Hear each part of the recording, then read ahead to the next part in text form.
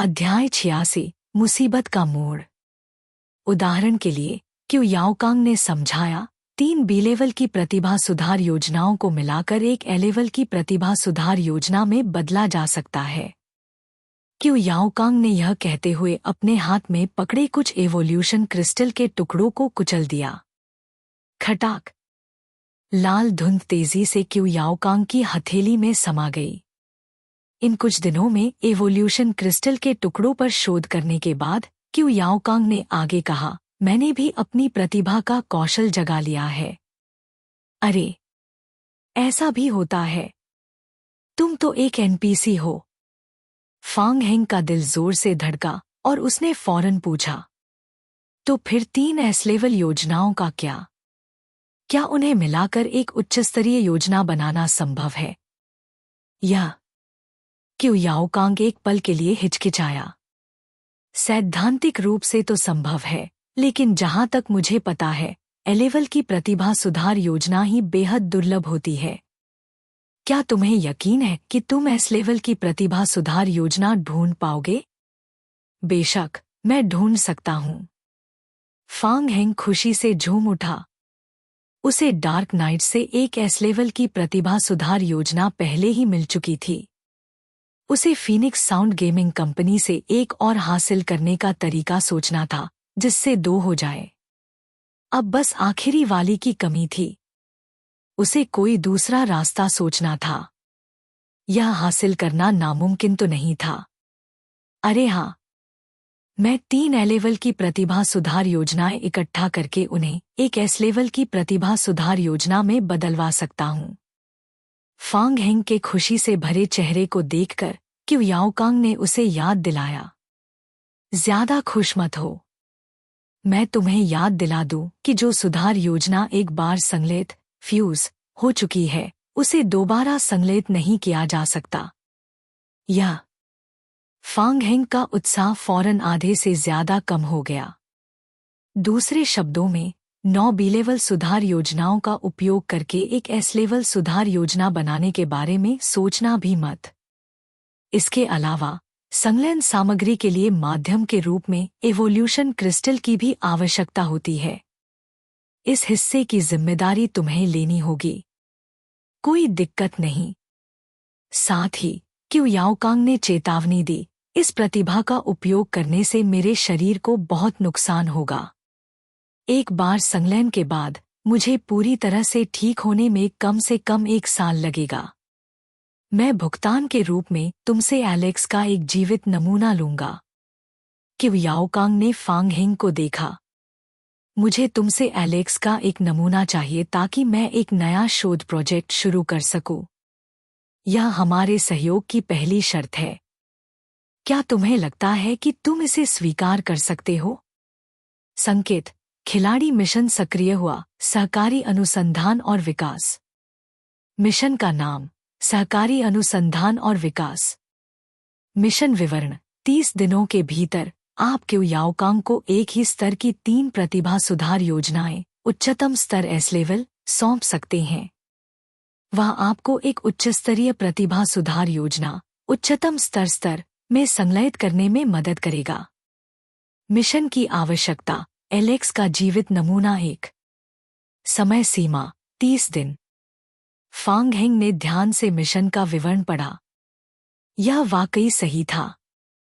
ठीक उसकी अपनी प्रतिभा विशेषता की तरह एस लेवल के ऊपर एक उच्च स्तर छुपा हुआ था। हालांकि स्तर तक पहुंचने के लिए इसे सक्रिय करने के लिए बेहद कठोर परिस्थितियों की आवश्यकता थी। मंजूर है। फांग हेंग के पास मना करने का कोई कारण नहीं था और उसने तुरंत मिशन स्वीकार कर लिया। उसने एलेक्स के शोध का एक नमूना सौंप दिया। मैं जल्द से जल्द 3 सुधार योजनाएं ढूंढकर वापस लाऊंगा। जितनी जल्दी हो सके। तुम्हारे पास केवल 30 दिन हैं। संकेत: क्यू याओकांग के साथ आपकी दोस्ती थोड़ी बेहतर हुई है। आखिरी एस लेवल प्रतिभा सुधार योजना वह कहां से ढूंढ सकता था?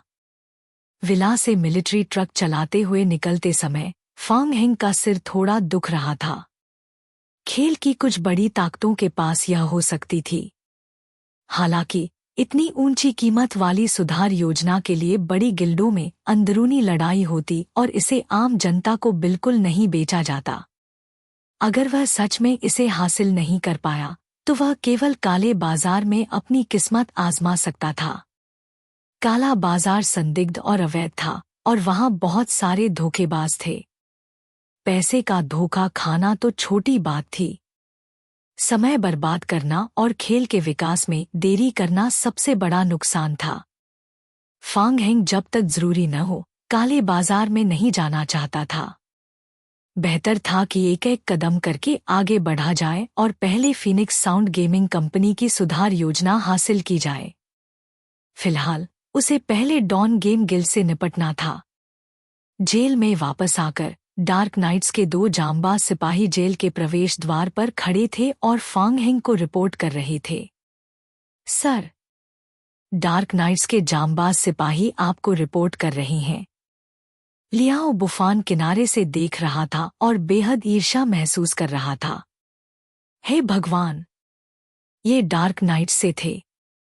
ये खेल में भर्ती किए जा सकने वाले उच्चतम स्तर के भाड़े के सैनिक थे।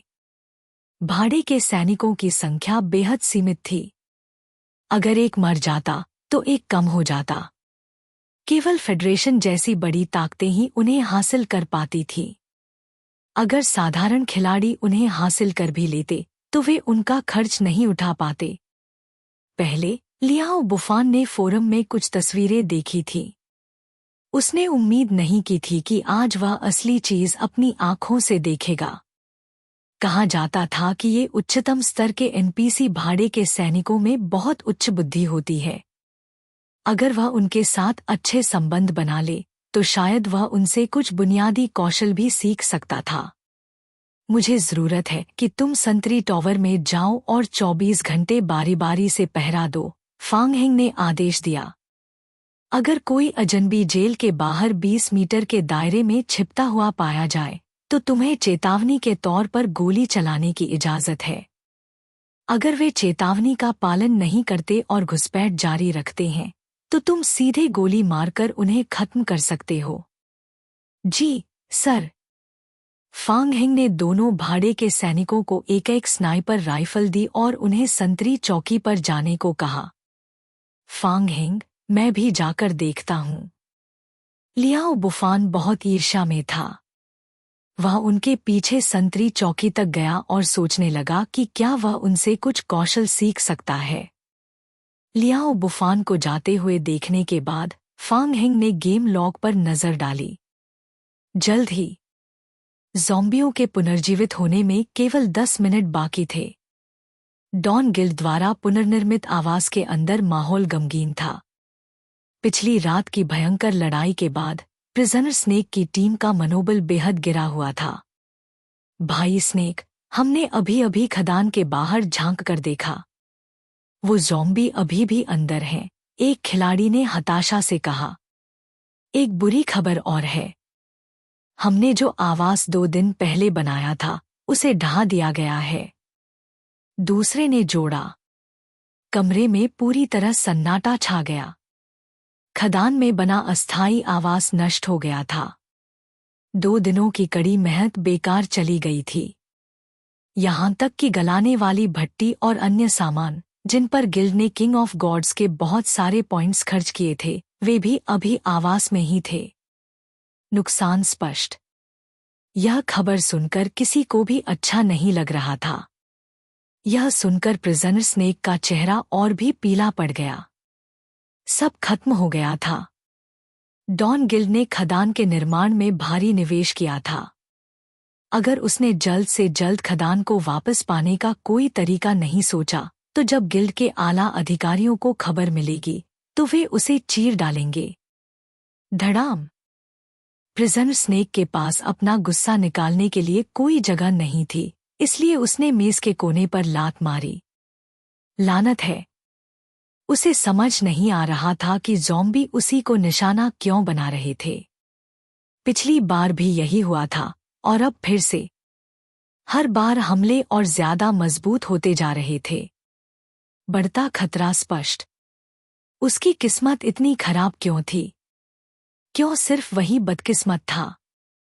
फिर उसने अपनी दुर्दशा की तुलना जेल में मौजूद लोगों के समूह से की।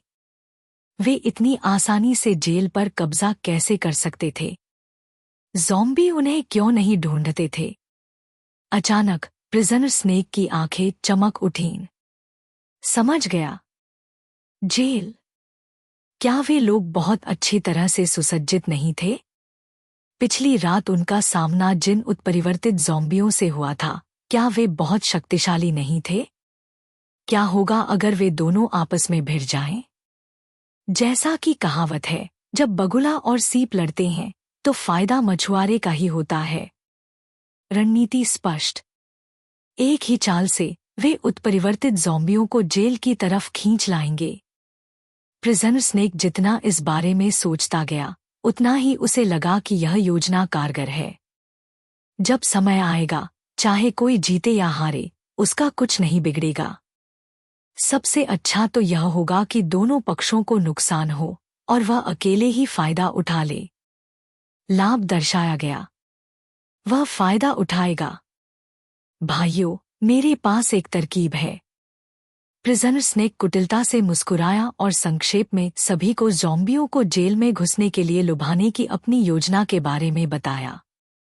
जब खिलाड़ियों ने उसकी योजना सुनी तो उनकी आंखें खुल गईं। यह संभव था। वाइन ज़ॉम्बियों, लता ज़ॉम्बियों की एचपी ज्यादा थी और करीबी लड़ाई की क्षमता मजबूत थी, लेकिन उनकी चलने की गति अभी भी एक सामान्य ज़ॉम्बी जितनी धीमी थी। इन ज़ॉम्बियों को लुभाने का जोखिम ज्यादा नहीं था। ठीक है, अपना सामान बांधो और चलो, अभी निकलते हैं। प्रिजनर स्नेक अपनी गलतियों को सुधारने के लिए दृढ़ था।